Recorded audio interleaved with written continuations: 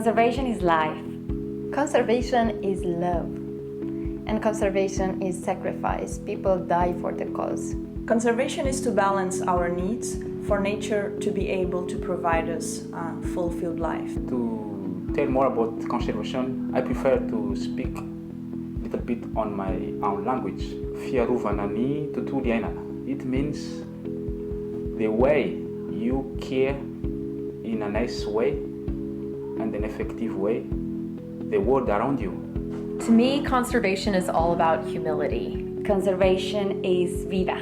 Conservation is stewardship. When I talk about conservation, I can help think about mindfulness. Same could apply for environment. Being aware and taking care of our environment, I call environmentfulness. Doing this work makes me feel plena.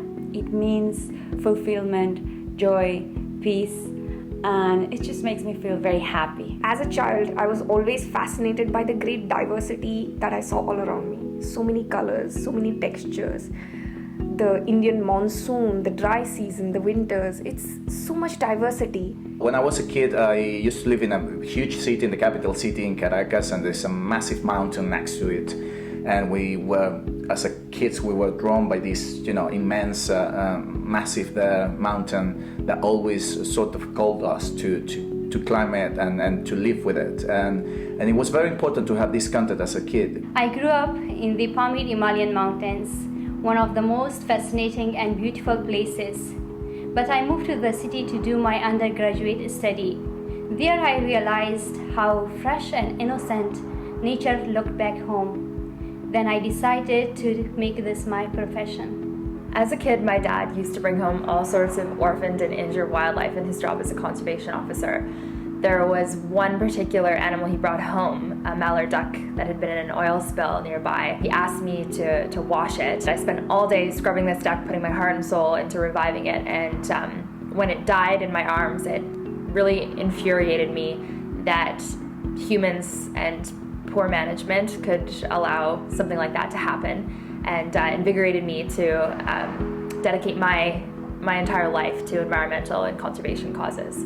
I was raised in a city, but I was lucky enough to be 3 months a year in a very small village in the middle of the mountains. And my grandpa was a countryman, so he had this kind of wisdom that only country people have. He knew a lot about birds and about plants and about everything. And that was the beginning of the special connection that I have with nature. When I was 7 or 8, I remember I would wake up at 4 in the morning to go out with a bird watching club.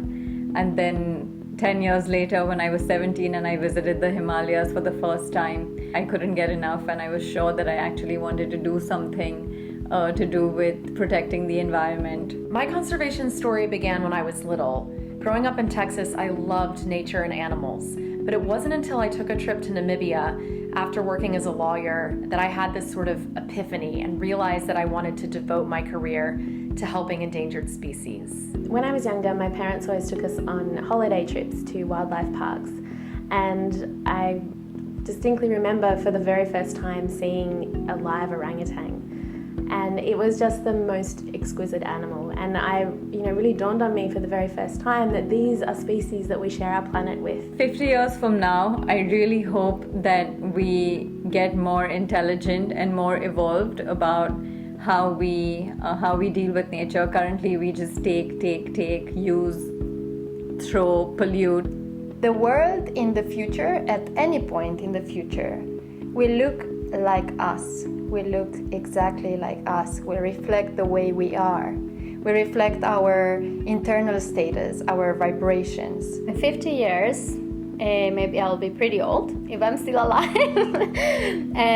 But I think the world will be wherever we decide it to be, and that we start taking action now. I hope nature can be as important for everybody as it is for me. I hope to see that it's not about our own power to manage lives of other creatures in the world, but it's like in our power to really be good stewards in taking care and being responsible for the lives of others, for the lives of other species in this world. I see a world in which humanity understands how connected and how dependent it is on nature. Of course, I don't know what's going to happen in the future, but if I look 50 years back, I know that people didn't think about conservation that much.